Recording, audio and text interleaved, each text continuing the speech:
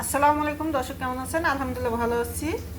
এখন আমি রান্না করব পাবদা মাছ ভুনা করব। পেঁয়াজগুলো বসিয়ে দিচ্ছিলাম, পেঁয়াজগুলো ভাজা হয়ে গেছে। আমি এখন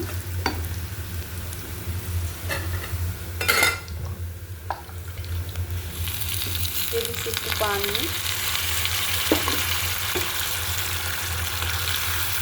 এখন দিয়ে দিচ্ছি 1 কোষ রসুন আদা, হালকা করে পরিমাণ করে, মাছ আমারও কম তাই দিয়ে দিচ্ছি হলুদের গুঁড়া,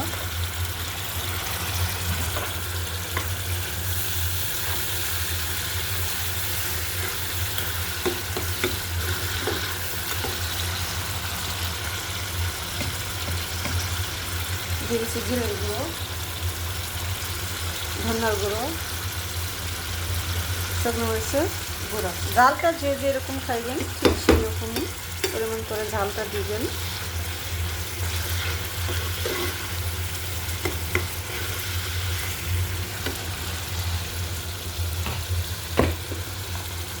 এখন দিয়ে দিচ্ছি কাঁচামরিচগুলো,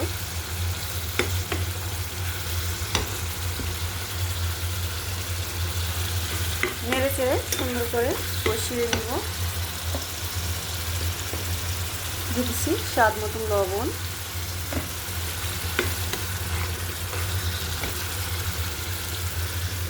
এখন আমি এর সাথে দিয়ে দিচ্ছি টমেটোগুলো।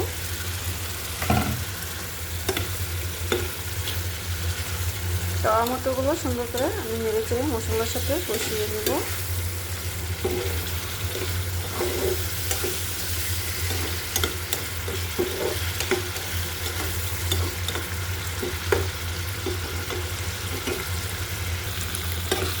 টমেটোগুলো আমার কষানো হয়ে গেছে। এখন আমি দিয়ে দিচ্ছি মাছগুলো।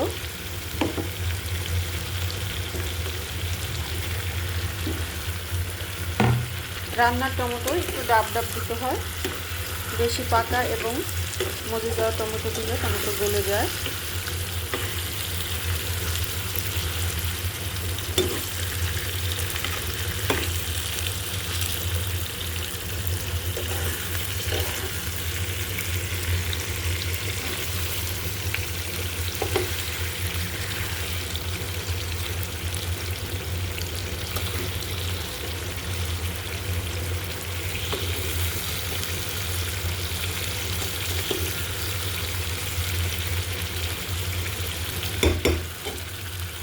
আমি এখন দিয়ে দেবো ঝোল।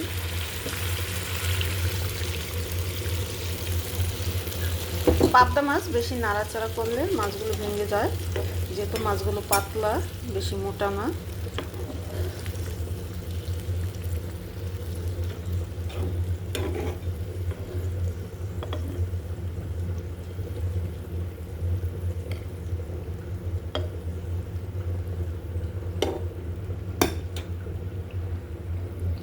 ঝোলটা যখন দিয়ে দিবেন তখন লবণটা দেখে পারফেক্ট করে একেবারেই দিয়ে দিতে হবে, যেহেতু আমি মাছটা বোনা করব তাই বারে বারে নাড়া দেওয়া যাবে না। মাছটা কাঁচা থাকতেই, সিদ্ধ হওয়ার আগেই মাছটা সুন্দর করে নেড়ে চেড়ে মশলাগুলো এভাবে লবণগুলো মিক্স করে দিলাম।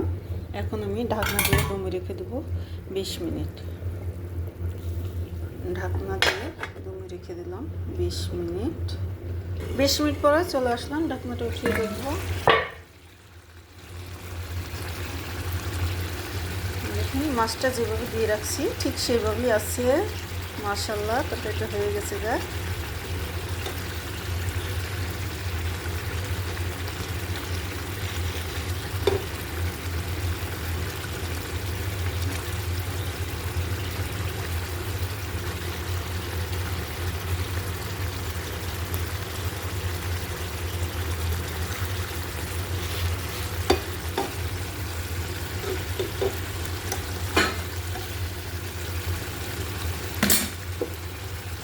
মাছটা রান্না আমার কেমন হলো সবাই কমেন্ট বক্সে কমেন্ট করে জানিয়ে দেবেন।